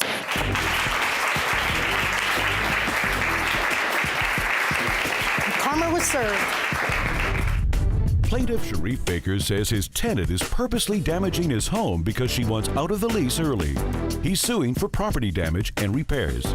He's accompanied by Larry Thompson. Defendant Robin Franklin says her landlord's home failed housing inspection because it's a beautiful trash can that constantly needs repair. She's countersuing for damages and emotional stress. Sharif Baker, Yes, ma'am. you are suing the defendant Robin Franklin Yes, Your Honor. for $3,500 for property damage and repairs to a home you say she's currently living in. Yes, ma'am. And you are countersuing, ma'am, for $3,025 for the cost of groceries and damaged kitchen utensils and emotional stress. Yes, Your Honor. Okay, so I understand from the write-up that she's a current tenant of yours. Yes, she is, Your Honor. Okay, why don't you just start from the beginning and tell me what's going on here? The defendant moved in August 11th, and she's a Section 8 recipient. What city is this in? This is in the city of Detroit. Okay. Okay. I have a beautiful home that I take very much pride in. I understand you submitted a photo to the court. Let's take a look at it. Yes, ma'am, I did. And do you live in Detroit? No, ma'am, I don't. I live in Atlanta. Okay, so do you have someone who lives in the city that oversees, like a property manager? Yes, ma'am. My aunt actually has a property right next door to the right of it. So she actually lives there in the city, so she was like my eyes and ears for what's going on. Okay, and when did Miss Franklin move into the home? She moved in on August the 11th. Of what year? Of 2014. You're suing her. Yes, ma'am. For damages you say she caused. Yes, what are the ma'am. damages? The damages to my gate. Before she moved in, Your Honor, it's a fence, a white vinyl fence I installed. It's a fence gate. Brand new. I have pictures of the fence before and after. How do you say she damaged it? Well, initially, she sent me a text message about 2 weeks after she moved in. Yeah. And she claimed that the rain, there was such a hard rain. And so, okay, I sent someone out there to repair it. Then on September the 20th, I get a picture from my aunt. She said, "This is what your new gate looked like." Now, the picture that my aunt sent me, there's a lot more damage than the first picture that she sent. But you had already got it fixed. Yes, I did. Apparently, she damaged it again, and when I called her, she claimed that her aunt ran her vehicle into the back of the car. She said into the gate. Your Honor, the first Did time. that happen? Yes, I admitted to it. It's in my So your evidence. aunt Yeah, she bumped it, but it was already broken. And when he had sent the repairman out, it has the actual stick in the back of it. It's unlevel. It never was fixed. We live in Michigan, Your Honor. This is not a gate. It's a gate slip. And you're supposed to have wood posts to hold it up. So when the wind came, it blew it down. And my neighbor saw that. I presented that in evidence as well. Let me see the evidence. No, you're not going to bring me here like that. At the time that I installed that fence, I also installed a fence going around the house, the front of the house. So if she claimed that the wind was so strong that it knocked that down, how come it didn't knock the smaller fence down, which is much smaller than that? Let's That's go to 6 the feet. next. And what is this? Well, that's after the doors came off, the 2 panels. Also, Your Honor, she sent me a video of her standing in front of the fence, and the wind is blowing, and she's... Yeah, the wind is blowing, it's about to fall, so before it falls, I want to notify him. She's claiming that the wind is causing damage. Let me look at the all video. up in the field. Here go the part that just flew on the ground. I ain't do that. And then you can see the where the little piece flew over there. There's another piece that flew off right there. I mean, there is a lot of wind. You can hear the wind in the phone, so there is some wind. But my argument is the integrity of the structure was compromised when her aunt when she hit the gate. The porch is the most significant part of your lawsuit in terms of damages. Yes, ma'am. And Tell me again, what happened. Well, again, Your Honor, she claimed the elements caused that. She said the snow caused the porch damage. Let me see the photo of the porch damage. I don't know what kind of snow caused this. May I explain this photo? What is? Well, that's a hole, and is that concrete? It's a concrete porch, Your Honor. That's spread from the cracks that are in his porch. How did you find out about the hole? I sent my aunt to accompany a repairman to fix the loose step. She put a piece of cardboard in a mat over the hole, trying to cover it. And the repairman, as he was leaving the home, he stepped on it, not knowing that it was a hole underneath, and he almost fell through it. When did you have this repaired? I had it repaired. Well, immediately I had someone come over the next day to give me an estimate. And do you have proof of the repairs that you made? Yes, I did. Your Honor, I got an estimate for $2,600. Apparently, I didn't have $2,600 to fix it, so I paid someone $400 to do a patchwork for me. So that's what I did pay. But why are you suing her for $2,600? Because that's what it costs to really fix the porch. I just did a patch. I don't have $2,600 to pay. But there's just one hole. So you want her to pay for a whole new porch? It's not a whole new porch. It's what I got the quote for to fix the hole and repair the damages. Coming up on Judge Faith, the damage is disputed. Section 8, they gave me permission to move after he failed 2 inspections. That's when I found out I was getting a lawsuit, so they're not allowing me to move until we come back from this case. She was just gonna leave my property with the porch and the gate like that. Plaintiff Sharif Baker says his tenant is purposely damaging the rental home. He's suing for property damage and repairs. Defendant Robin Franklin says she started having problems the day she moved into the home. She's countersuing for damages and emotional stress. Now, I've been hearing a lot about this aunt, but she's not here. You're here. Yes, ma'am. All right. Why don't you step over to the lectern and tell me what you have to say about this, sir? Basically, I was over there repairing the hole that's in the wall because we had some electrical work done. No one can tell us why there was a hole in the wall. It's a hazard. She has kids. So immediately when we got in town, I need to go over there and repair that work. So I went over there, patched that up, painted it up, and put up, asked her if anything else. So you're talking about another hole now in the wall of your home that you're not suing for. That she didn't, right. What's she that didn't about? disclose. What's that about? I have a list right here from Section 8 where he failed 2 inspections. The electrician, nothing in my home was working, including my heat. And so when he went in the wall to get the wiring, he had to remove part of the wall to get to the wiring. And that's what he's talking about, Your Honor. Your Honor, that's not true. Actually, I have American Home Shield. Here's my list. I have American Home Shield, Your Honor, and when she said she had electrical issues, I dispatched them out immediately. They actually said that Miss Franklin had someone at the home doing electrical work. And I said, oh, really? I said, because I'm not going to pay for no electrical work because I have American Home Shield. If the two of you are obviously have a contentious relationship and you're suing her now, why are you still living there? Do you not want to move? Okay, that's what he's suing me for today. Because Section 8, they gave me permission to move after he failed 2 inspections. And once they told me I could move, I put a request in to move. And that's when I found out I was getting a lawsuit, so they're not allowing me to move until we come back from this case. Is that true? They're not allowing her to move because I contacted Section 8 and I gave them the history and rundown and basically all the things that she's been doing since she's been on my property. Why would you not want her to move? Exactly. I do want her to move. However, I do want to get this resolved first. She went behind my back and come to find out that she had put in a notice to move. So she was just going to leave my property with the porch and the gate like that. Not true. When Section 8 informed me that she was moving, which I didn't even know she had planned on moving, I had told them, how is she able to move with all the damage that she caused? They said the only way to stop her from moving is to go file a small claims case against her. Because you're alleging she's tearing it up on purpose? Yeah, she is tearing it up on purpose. She is. What is your counterclaim about? Me and my son, we were standing in the kitchen and I heard a big, popping noise. And my refrigerator started to spark.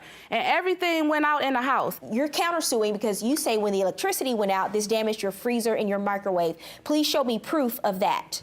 Freezer, my microwave being damaged. I presented a receipt for my microwave. I would like to see proof that those items were damaged. Do you have photos? What do you have to prove that those things were damaged? No, I don't have photos. I have receipts, though. Receipts that you purchased them doesn't help you prove your case that they were damaged. Okay, Section 8, I should have bought them photos. Coming up, Judge Faith rules. And now, Judge Faith rules. I'm not going to find that she intentionally was damaging your home. I think there are some damages here based on the photos that you submitted. She admits that her aunt ran into into the fence. Yes, ma'am. I saw the video she submitted. So whether or not her aunt completely damaged the fence, she did cause some damage. So I am going to order you, and under the law, you're responsible for that. So I'm going to order you to pay partial damages. Okay. I'm going to order her to pay $400 in damages for the fence. And in addition, the porch repair, how much did you pay? I paid $400. I'm going to order you to pay the $400 that he paid to do the patchwork on the porch. On your counterclaim, ma'am, you have no proof that the electricity caused damage to your freezer or your microwave. I'm dismissing your counterclaim. Judgment in this case is for the plaintiff, $800 plus court costs.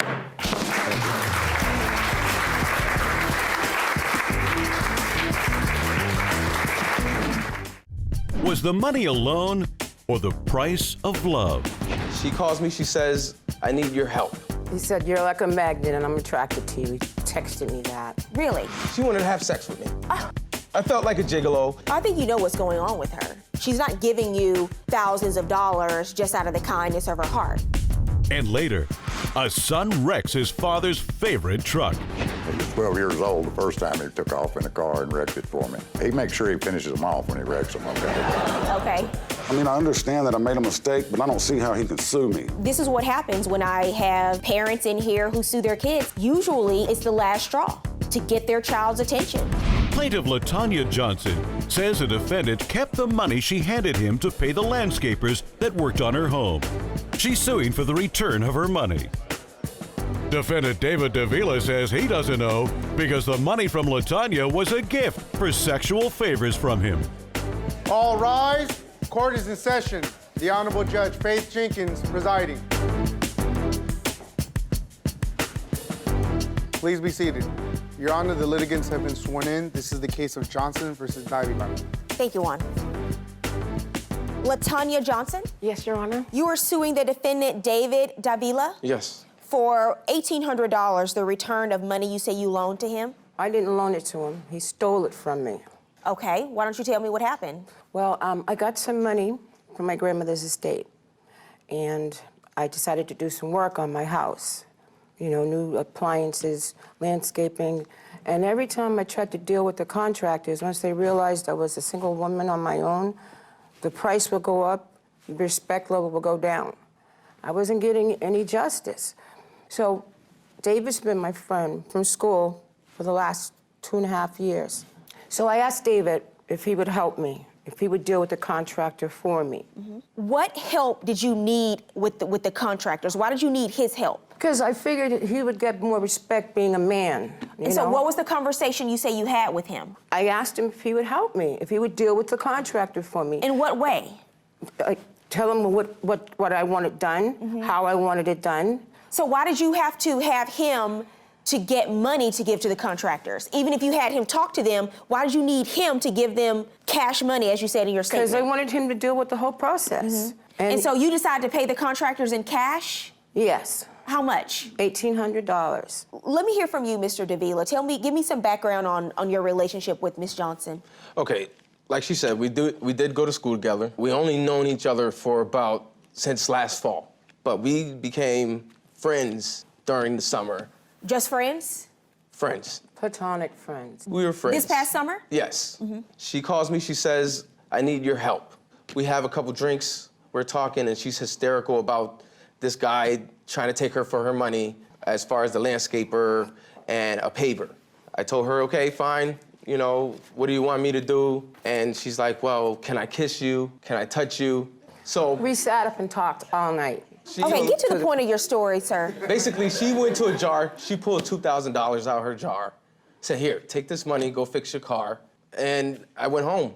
Next morning, she calls me and she says, let's go to the bank, I need your help with the landscapers like I told you yesterday. I said, okay, let's go to the bank. We go to the bank, she pulls out $4,000. She gives me $2,000.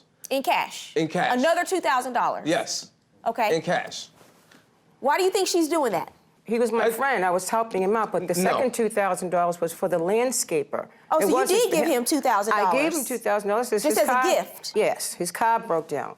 All right, what about the second $2,000? The You say what? $1,800 was for the landscaper. That Tell me wasn't what for the him. second $2,000. The second $2,000, she gave that to me. I said, are you sure you want me to have this money? She said yes. And then the next day... Why do you think she was giving you all that money? She wanted to have sex with me. I felt like a gigolo. She wanted to have sex with me. So she wanted to take advantage of you? I wouldn't say take advantage of me because I wanted it too.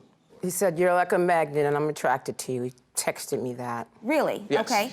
Afterwards, things started getting strange. The day she gave me that $2,000, she asked me to move in. She said, I got another room here. You don't have to sleep in my bed. As a roommate, because you said you wanted to...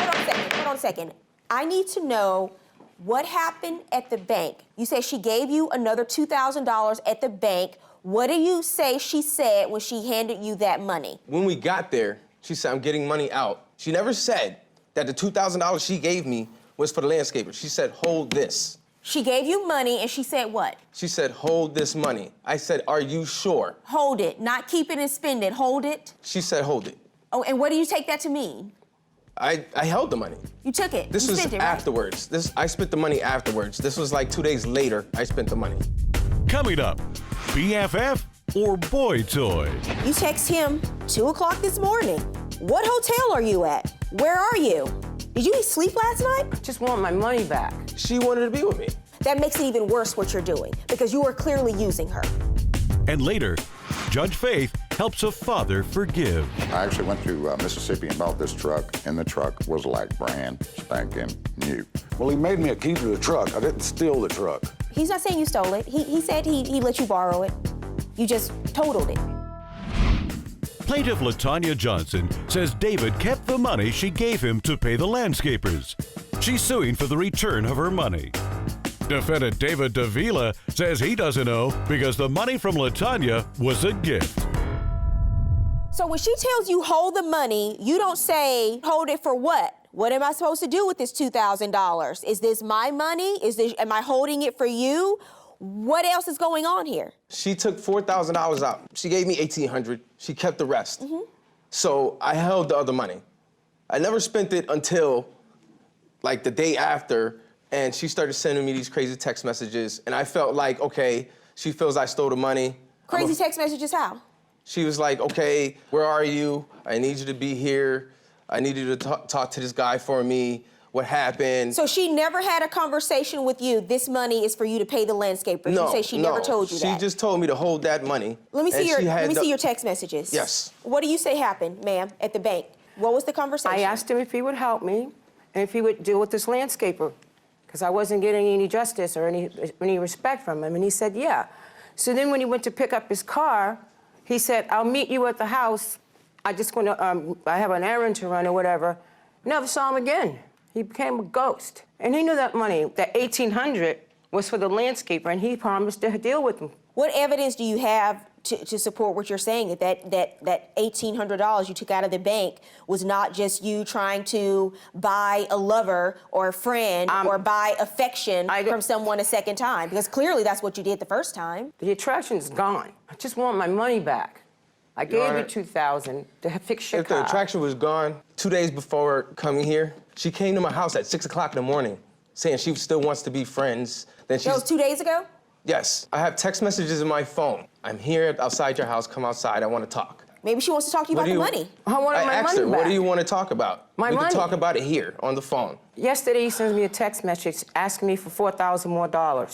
3 months ago, he asked me... Well, it's clear that Mr. Davila has no problem taking money from you, ma'am. Apparently not. That's perfectly clear. But if I gave it to him for that purpose, that's one thing. These are text messages from 2 days ago, ma'am. To him, come outside, we need to talk. I have a limo. Where are you? He said he's at his brother's house babysitting. You tell him, I miss you. I miss our friendship. Just come over. I still care about you. And I have a crush. Yes, I did. And you asked him again, come over. Another text, just come over. Just come over. Yeah, I wanted my money back. I wanted Come over, come over, come over. You're not saying anything about your money in these text messages. No, I didn't. You don't mention it at all 2 days ago. You just want him to come over. I didn't want to scare him off. 5, 6, 7 times. I didn't want to scare him off. That's why I didn't mention the money. Why are you sending a limo? What's the limo for? You know, if you want to talk to him, what do you want to roll out the red carpet too? I have no answer for that, sorry. You text him 2 o'clock this morning. What hotel are you at? Where are you? Did you sleep last night? These are texts from 2, 4 in the morning. No, I did not. You want to know what hotel he's at. Now you're coming to court. I wanted to see and if this he is was about your here. case, right? So you know you're coming to court today, and you're about to have a case here. I didn't know if he made it. No, you want to know what hotel he's staying at.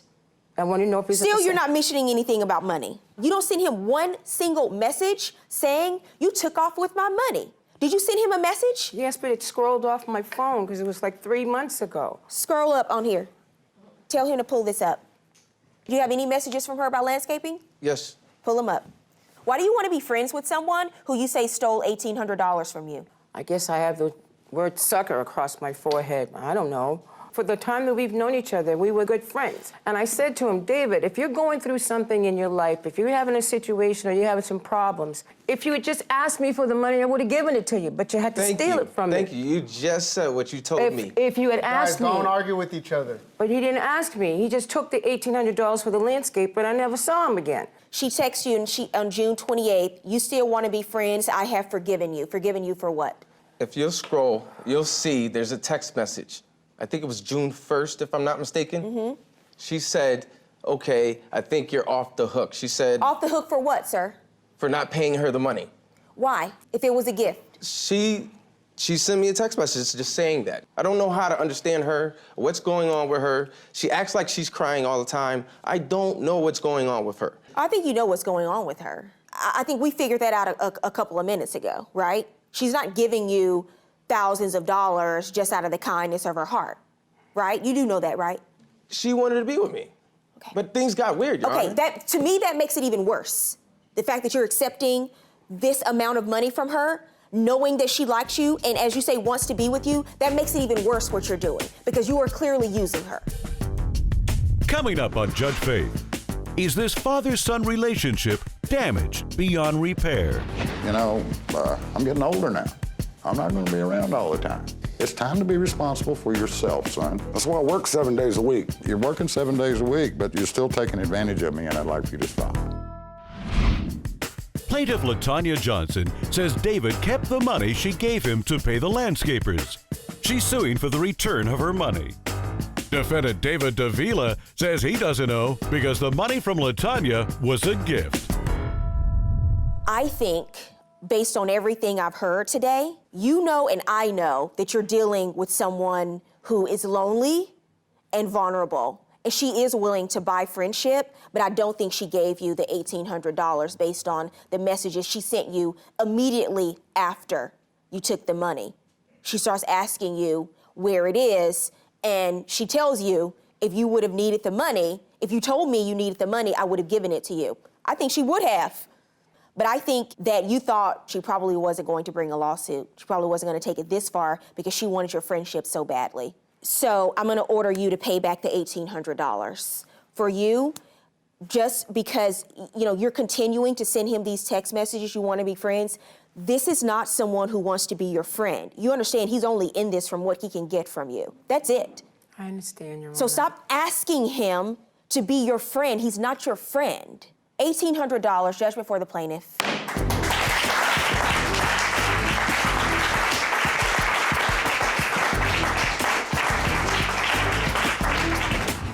I just wanted a friend, you know? And he was having financial problems with his car. He couldn't get to school. I was picking him up. We were walking to school together, riding to school together. I trusted him. I can't be friends with her, and she can't be friends with me. It's obvious. Plaintiff Lawrence Johnson Sr. says he loaned his son a truck to drive to work, and then he wrecked it. He's suing for a damaged vehicle. Defendant Lawrence Johnson Jr. says he doesn't owe any money for the truck because he was driving responsibly, and the crash was an accident. Lawrence Johnson Sr.? Yes, ma'am. You were suing Lawrence Johnson Jr. Yes. for $3,000 for the cost of a damaged vehicle? Yes, ma'am. Are you his son? Sir? Yes. Are you nervous? A little bit. Okay, don't be afraid. It's all good, all right? All right. Okay, so why don't we start from the beginning? You tell me what happened here. Well, it's been going on a long time. He was 12 years old the first time he took off in a car and wrecked it for me. And he continued to do it through his teen years. The same car? Different cars. It was always a different car. He makes sure he finishes them off when he wrecks them, okay? Okay. Well, he's 37 years old now, right? Yes, ma'am. Yes. Okay, Pushing so 40. That was a while ago. Yeah. Does he still live with you? No, he had moved out, in and out. Okay. But, man, one of the things that happened, my other son was killed in an accident when he was 18. It was about 18 years ago. Larry was in the truck as well. Larry jumped out of the vehicle right before the crash occurred. And my wife and I lost our son. So that might be why my heart's a little bit soft some of the time for the boy, and I'm giving him a million chances, you know? I'm sorry to hear that. But all of those are when he was younger. Some of them were when he was out drinking. Why do you with his keep buddies. lending him your car? Do you not have a car? Well, Yes, ma'am, I have a car. Why did you borrow your dad's truck? Because I had problems with it, so my father made me a key to his truck and let me use his truck. Okay. Do you work? Yes. What do you do? I'm a land surveyor, and I need a vehicle to go around, you know, 30 miles away from a job here, another 30 miles to here, going around surveying land. Tell me how the accident happened. I was on a job in Pearland, Texas, and I just got done surveying that property. I was on my way to another property when I was looking on GPS so I could find my job. GPS fell. I'm not familiar with the road. You know, here goes a stop sign, ran into a car, and... Let me see the photos from the accident. Okay. Nice, huh? That was... You weren't hurt, sir? My feelings. Like I said, I don't intentionally go out and do this, you know. And lately, I mean, I've been doing good. I just got me a new car. Right, you got a new car, but you haven't paid for the car him a new car, that and you now he wrecked. can't afford to pay me for the one he wrecked because he's got payments. No, I planned on paying them. I never thought that I'd get sued. What kind of by car my did own you buy, sir? A 2010 Sebring. A Sebring. Limited, yes. Limited edition. Mm-hmm. And you Leather wrecked his seat. truck. He can't drive his truck anymore. I was willing to pay him or whatever. I mean, I understand that I made a mistake, but I don't see how he can sue me. You know why my father would sue me for it. This is what happens when I have parents in here who sue their kids. I mean, I get these cases. Usually, it's the last straw to get their child's attention. Yes. They don't know where else to turn, so they turn to the court. You know, I'm getting older now. I'm not going to be around all the time, you know? You know, it's time to grow up. It really is, Larry. It's time to be responsible for yourself, son. Okay? That's why I work 7 days a week. You're working 7 days a week, but you're still taking advantage of me, and I'd like for you to stop. Yeah. I think that's what the problem is. I think you're a hard worker. You work 7 days a week, but you're taking advantage. He feels that you're taking advantage of the situation because clearly you wrecked his car, you totaled it, and then instead of paying him anything, you went out and you got another car. And you had a car, right? So you didn't need a new car. You were driving his car that day. I can tell you a little bit about the truck. I actually went to Mississippi and bought this truck. It was a one-owner vehicle. It had never been driven over 30 miles an hour. I mean, it's like a brand new truck. What year was it, sir? It was a 97, ma'am. Nissan pickup, XE. Well, he made me a key to the truck. I didn't steal the truck. He's not saying you stole it. He said he let you borrow it. You just totaled it. That's why we're here. Coming up, Judge Faith rules. And now, Judge Faith rules. Do we have a before photo of the truck? Can we pull that up and look at it? Yeah, it does look brand new. For 1997, Yes, Your Honor. the truck does look very good. So here's what we're going to do. The Blue Book value of the truck in very good condition is close to $2,000, but there were some other out-of-pocket expenses that you had to incur as a result of the wreck, including the tow cost and fees, and you submitted evidence of that. That brings the total judgment in this case to $3,000 or $3,000 that he's asking for. And I'm ordering you, Junior, to pay your dad the $3,000, and I wish both of you the best of luck. Yes, ma'am. Thank you.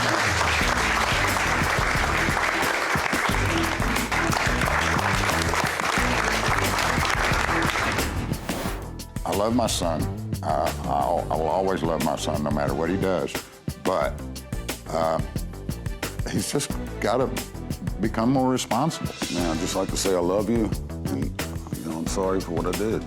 Okay, son. You know, but A battle between besties turned into bullying when they posted their rent disputes on Facebook. It eventually got to the point where I had to go buy locks for my doors because I was sick of my things being taken out of my room. I had to find out through Facebook. She had the nerve to like a status. She had posted, "Bye, Felicia." Do you know what "Bye, Felicia" means? Well, that is your name. That is your name is Felicia. Yes. What does "Bye, Felicia" mean to you? Basically, it means the B word. Most of the time it means they're so irrelevant you don't even want to say their name or care to know their name, so you just say, "Bye, Felicia." Plaintiff Ashley Anderson says her former roommate walked out on a 2-year lease, leaving her with lots of unpaid bills. She's suing for past due rent and various fees. Defendant Felicia Burton says she doesn't owe anything because once they became roommates, her former friend's lifestyle made her feel unsafe. All rise. Court is in session. The Honorable Judge Faith Jenkins presiding.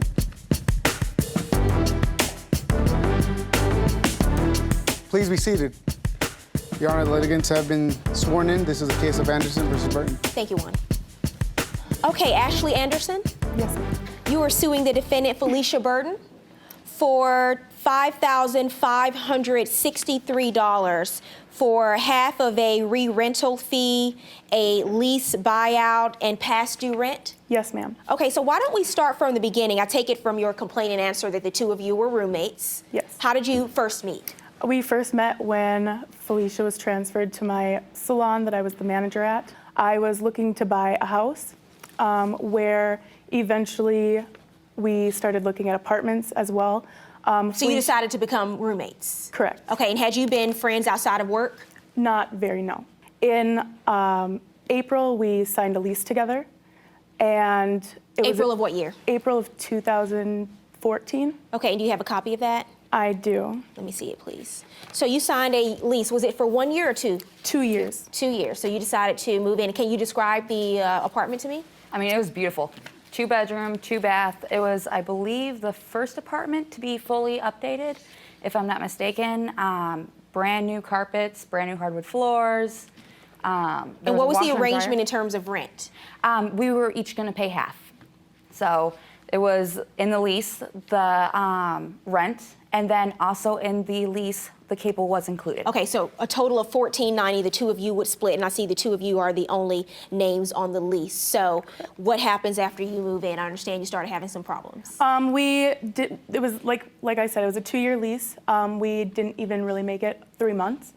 After the first 1 to 2 months, there was a time where she needed help with the rent, so I gave her, I believe it was like $60 to $80, which she did pay me back. Mm-hmm. Later throughout, I'd come home and go to take a shower, and my shampoo and conditioner wasn't in there, so I'd go into her bathroom where it was in her bathroom. It eventually got to the point where I had to go buy locks for my doors because I was sick of my things being taken out of my room. What's going on here? Okay, we had agreements when we first moved in. What's yours is yours, but if you want to use it, ask. I did ask Miss Ashley Marker, if I could use her stuff. Yes, that's fine. Funny thing is, all these little things that she is saying that I did, I had to find out through Facebook. I was never there half of the time. I was always at my boyfriend's because I did not feel safe in that apartment. Why didn't you feel safe? The people that she was bringing in all the time. What do you mean by that? They are people that I do not hang out with. People that have, from her words, have been in jail. We had agreements that no drugs in the place. Hold on a second. Go ahead. No drugs in the apartment. Mm-hmm. There have been plenty of times, because my boyfriend went to work early in the morning. He's a welder. I would go back to the apartment. The place reeked of weed. Did you see paraphernalia? I did not, but you, as far as the smell were you was smoking there, weed in the apartment? I do not smoke weed. Were your friends smoking weed? Not to I'm going to assume that means yes. I don't know. There was one person that was sometimes there when I was not. If they did when I was not there at work. I mean, did you smell weed? If she said she smelled it. Did you smell weed? I have before, but I've smelled it through the hallways. I don't necessarily know that it's from my friend specifically. Coming up on Judge Faith. She had 99 problems, and Felicia was number 1. She had filled out this thing that she wanted me to sign, and I signed it because I wanted her to leave. I was done with So her this messes thing and everything could like possibly be a contract between the two of you? It could possibly be, yes. Now, you ladies have made a bit of a mess here. Plaintiff Ashley Anderson says her former friend and roommate agreed to split the cost of breaking their lease early and now refuses to pay. She's suing for past due rent and various fees. Defendant Felicia Burden says she doesn't owe anything because Ashley agreed to find a friend to replace her on the lease. You say that someone else moved in. There are only two of you on the lease. You say someone else moved into the apartment? It was her coming up to me all the time. How would you feel if so-and-so moved in? That's fine. They have to be on the lease. But did someone else actually move in? Pretty much, and they were not in the lease. They Who was did that not person? Sign. Her friend. Okay. She confronted me and said, my friend is about to be evicted because of lack of paying rent, of her boyfriend not paying rent, and she has a 4-year-old daughter. Being a nice person, I did agree. Okay, I said so yes. your friend and the 4-year-old daughter moved into the 2-bedroom apartment. Okay, and did you have her put on the lease? We tried putting her on the lease, and that Who's didn't we? go. We, all three of us, me, Felicia, and the other. And what happened? She was not, her credit wasn't good enough. So the or landlord something said like that. no? Yes. But you let her move in anyway? She was staying there before that. We had filled it out. But you and let her then move in anyway? She was. You let her stay staying there anyway? She was. Although the staying there, landlord yes. said no? She said no after my friend was already Doesn't staying matter there. when she said no. She said no, and your friend didn't move out. She stayed there anyway, right? Yes. Okay. So where was this this woman and her child sleeping, the 4-year-old? Where were they sleeping? They were staying in the living room, and also I never had my boyfriend staying there.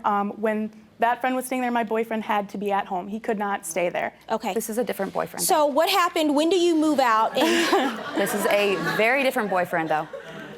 how do you know what boyfriend she's talking about? You haven't. I know a lot that you would not believe.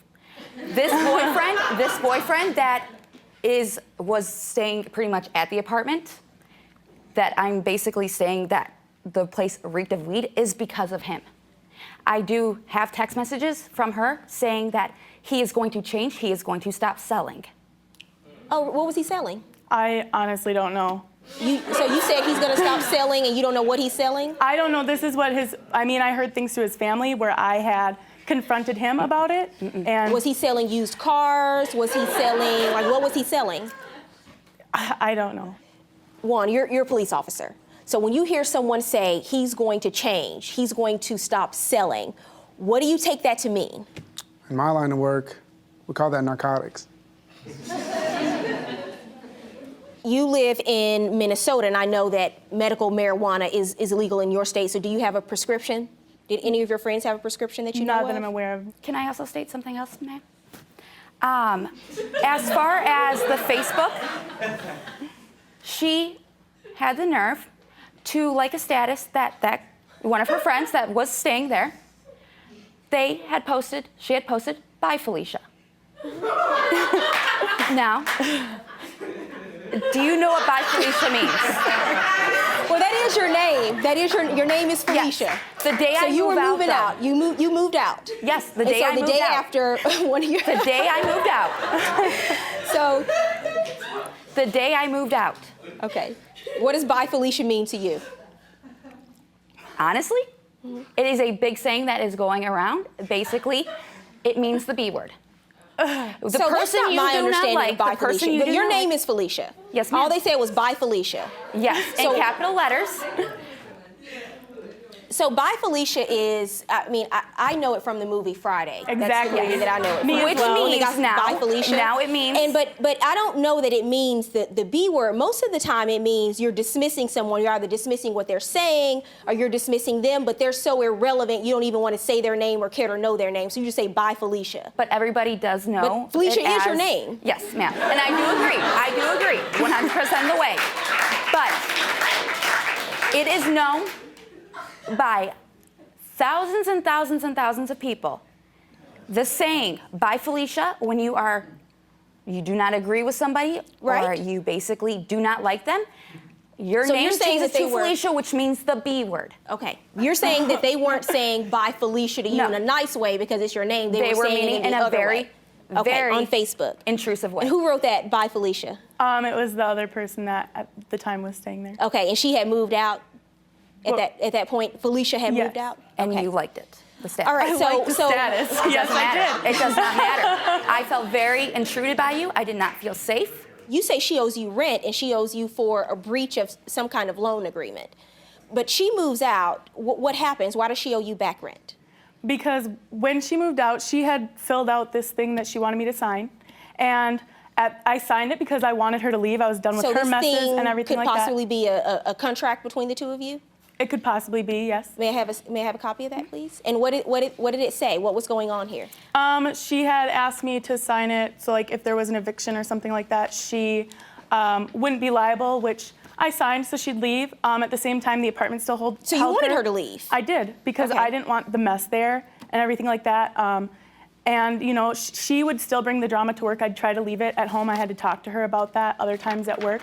After that, I was paying the rent by myself. The friend that was staying there, she had ended up leaving. She was paying $400 so that the two of us would be able to pay a little less. In December, she had wanted to move back into the apartment. So you signed this agreement. So the two of you signed this agreement, and you're basically saying she's no longer responsible for the rent. She has no further obligations with this apartment. You have someone else who's going to move in. I mean, you say she asked you to sign it, but I mean, you're an adult. The two of you got this apartment together. You signed the lease. You read the lease. I'm assuming you read this, right? She didn't force you to sign it. You didn't sign it under duress. So I'm assuming you signed it of your own free will. Right. That also states that she's not reliable if I were to get another person on the lease, which never happened. Again, she was asking me to move back in December. She was going to move back in December 1st, and she was going to pay me the $400 that my friend was paying. And I ended up telling her that that was not fair because she was on the lease and equally responsible. No, hold on a second. But with this agreement, it states here that she would no longer be responsible for rent. And you had communicated to her that you found someone else to move in, right? At that point? Yes. We were trying to get her on the lease. Yes. Okay, you were trying to get her on the lease, but you found someone else to move in. She moves out and she signs this saying she's no longer responsible for rent. So tell me why you think she's still responsible for rent. I know you're saying then you decide to move back in. How many months later? Well, she moved out in August, so it would have been about 3 to 4 months later. What changes for you where 3 months later you say, okay, I'm gonna give it another shot? Because she's my manager. She has control of my hours. She can take away hours from me like she did. It's your testimony that you felt that your job was in jeopardy if you didn't move back into this apartment, but she may take it. Where were you staying in the meantime? I was staying at my mom's. I do have proof of my hours being cut back. We also added 2 new stylists to the salon, and I had to be able to make hours for everybody. I did not cut her hours. She was still at 30-some hours a week. I mean, she was your manager when you moved out, right? And when she you made the also decision to move out because you felt it was unsafe, she was your manager then, correct? Yep. She also specified that seniority would get more hours. Well, did you move back in? No, I did not. Coming up, Judge Faith helps these friends put an end to their feuding. This agreement that you signed, I'll show it to you. You agreed to pay her $3,784. Yeah. Did you pay any money towards that? No, I did not. Plaintiff Ashley Anderson says her former friend owes her money for breaking their lease early. She's suing for past due rent and various fees. Defendant Felicia Burton says Ashley bullied her on social media and cut her hours at work, making it impossible to pay their bills.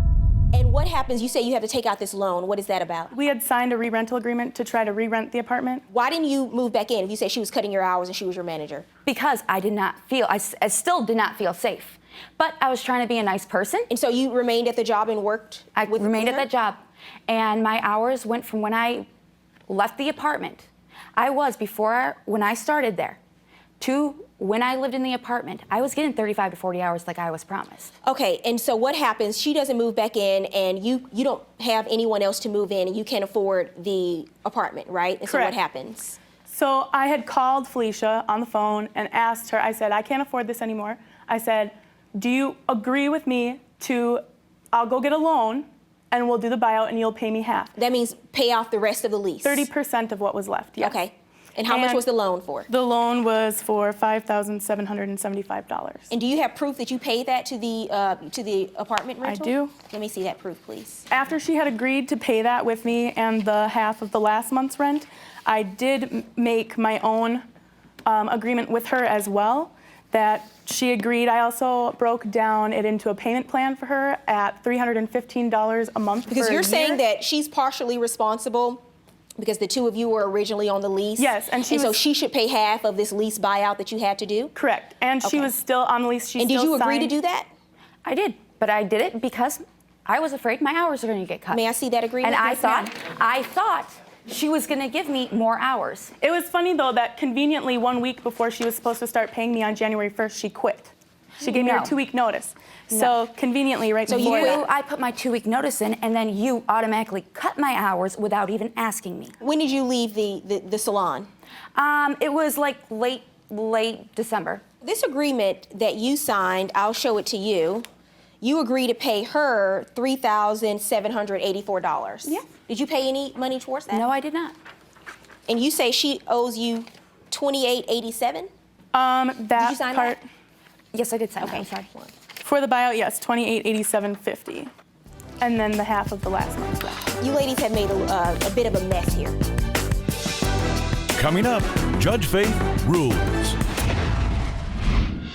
And now, Judge Faith rules. You say that she broke the lease because she moved out early. You were the first person to break the lease by moving your friend and her daughter in, even after the landlord. And I know you say they were already there, but when you go to the landlord and the landlord asks you for permission to put a third person on the lease, the landlord told you no. She told you no, and that person stayed there, and the person who you're on the lease with doesn't approve. That's a problem. She did You were the approve. first person. You were the first person that broke the lease. Well, she's telling me today she didn't approve. You don't have it in writing, and you told me your landlord told you no. So in terms of who broke the lease first, that would be you. The second issue,